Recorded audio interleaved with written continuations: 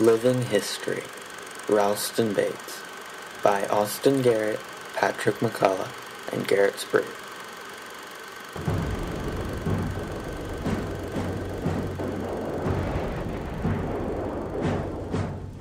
By June 1941, Japan has made aggressive military maneuvers into China and Southeast Asia. To be independent of Western domination, Japan needs access to the natural resources of these regions.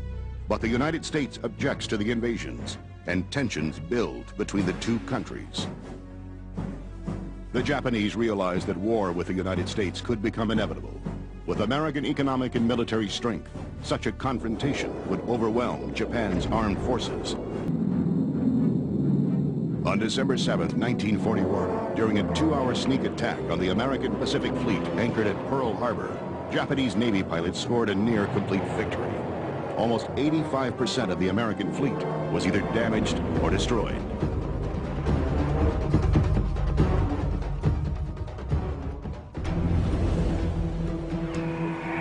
We're continually moving in closer toward Okinawa Shima. Directly overhead, squadrons of dive bombers, our dive bombers, fly towards the island of Okinawa to meet the Japs. We can see the yellow smoke of the gunfire above the battleships. We are passing transports over our starboard and over our port as we plow ahead, headed for the beach and headed for the Jap. During World War II, around the time of Pearl Harbor, Mr. Ralston Bates and his wife were living in Massachusetts. Ralston was working for the J. Stevens Company, making arms and submachine guns for the military. During a very nationalist time, he was convinced to turn into the Navy. He was originally put into the amphibious branch of the CB Construction Battalion, but then graduated as a chief engineer and was put on the 1041 tank landing ship. On this ship, he would be in large convoys transferring supplies and infantry to Okinawa.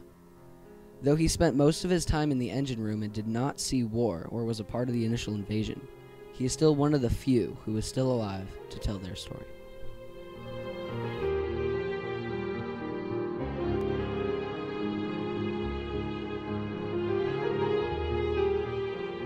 I was working for a gun company. I was an engineer in a company called Stevens Arms Company. Yeah. And when the war started in Europe, September 1st, 1939, that we were making just sporting rifles and sporting shotguns and those kinds of things. And 4 months later, we shut the plant down and started making Thompson submachine guns for the British. Wow. Now, where were you during the time of Pearl Harbor, and how did you react to it?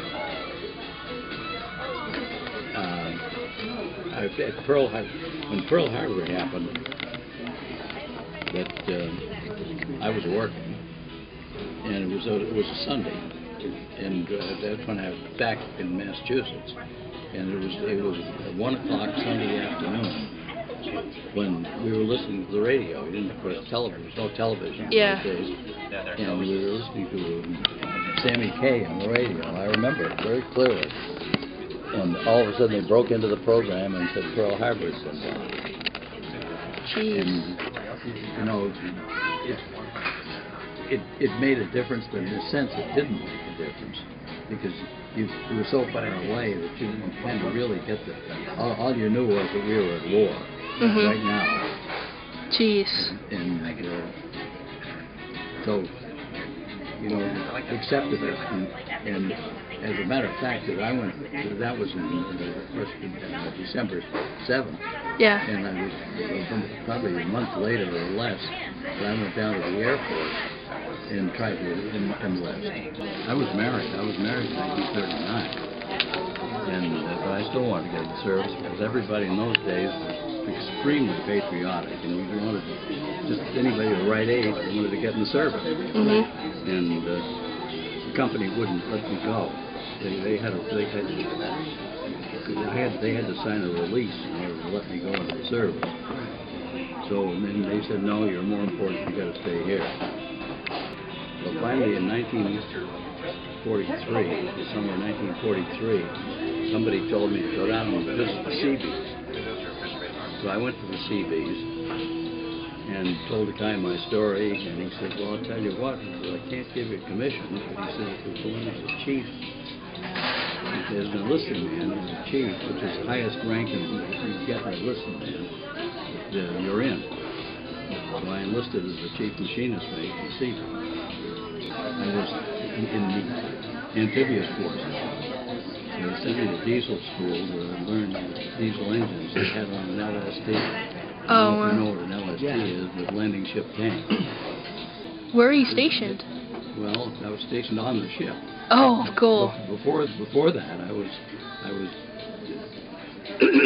in Virginia for almost a year. Right.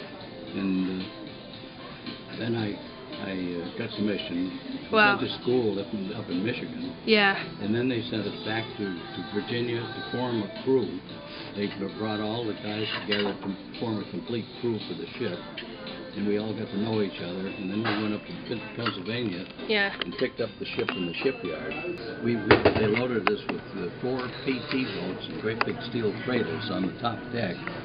And then we got the tank deck. The ships had this big open tank deck on them. You know, I don't know if you're familiar with how they operate, but these ships went right up on the beach. We drove the ship right up on the beach and dropped a ramp and unloaded right onto the beach. Now, what was your specific role on this ship? I was engineering officer, which meant that I was in charge of everything mechanical on the ship. The engines, the auxiliary, and the auxiliaries, which are the ones that provided power for the ship. The ship had 2 big engines that drove the ship. Then it had 3 auxiliary engines that were used for ship power. Were you ever stationed off seas on this boat or ever into a specific battle? We were in Okinawa. Oh, really? Okinawa? Yeah, because we got out there very, very late in the war. They only made about 1,100 LSTs. You can see they numbered them pretty much in sequence. In 1041. Most of the time, I say, not always, but most of the time we were out there, we were in convoy. Which meant there'd be anywhere from 100 to 200 or 300 or 400 ships all going in one group. I bet that must have been pretty cool seeing all the ships all around you, huh? Oh, yeah. When sent into Okinawa, which is like a very large military base out in Japan, were you there for an extended period of time? What was your role while you were out there? No, we just went into Okinawa we unloaded troops and material onto Okinawa. When we didn't go in on the initial invasion. We were in after the initial invasion, but we brought in additional troops and additional material. And in fact, we made 2 or 3 different trips to Okinawa. We'd go back to Guam or Saipan, load up and go back to Okinawa. Was it scary when you figured out that you're in battle? Were you like already all prepared? Yeah, pretty much. I mean, you just took it. When you're in battle, everybody has what's called general quarters station. Yeah. And my general quarters station was in the engine room, so I didn't really get to see much of what was going on. I just kept my fingers crossed. Right. Wow. How were the living conditions for people that were on the ships? Oh, the living conditions on our ship were I'll call it good. To take a short break away from the war, how did you end up with your wife? And did you end up with any kids after a while? Oh, yeah, we had 3 sons. Did any of them ever enlist in the Army or anything? No. No, but 2 of them, well, all of them, as a matter of fact, were eligible to be drafted into Vietnam. Were you able to keep in contact with her while you were out?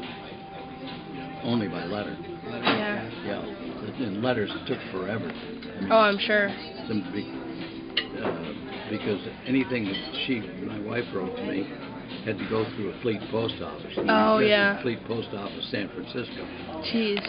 And then they they sent the mail out by plane. They had seaplanes, they flew seaplanes Wow. out as far as they could. Yeah. And but you never knew. I'd get letters.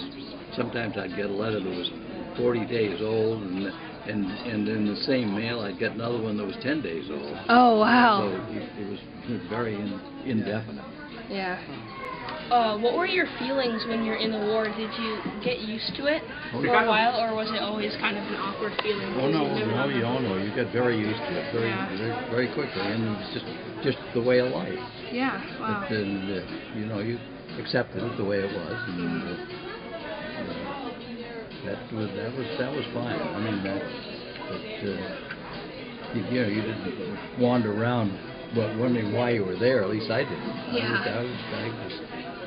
Very patriotic. I wanted to get in, and Yeah. I got in, and if I didn't like it, I could only blame myself. Yeah, like most of the people wanted to join because it was their country. Right? That's right, absolutely. There were very few people that were objected to. Even the ones that were drafted didn't object. How do you feel about recently what we've been going through? Do you feel it's different how people are feeling about our service? Yes, I do. I don't think people don't seem to be really patriotic about it the way they were then. Yeah. I mean, it's more of a chore than something you really want to do. I mean, people really wanted to get in those days. Yeah. The island of Okinawa had 75% of military bases in Japan. Countries began to introduce currencies to their occupied territories. The United States issued the 10 cent and 5 yen for use in the occupied areas of Japan. These were widely used from 1945 up until 1958. Japan at the time was occupying certain colonies in the Philippines.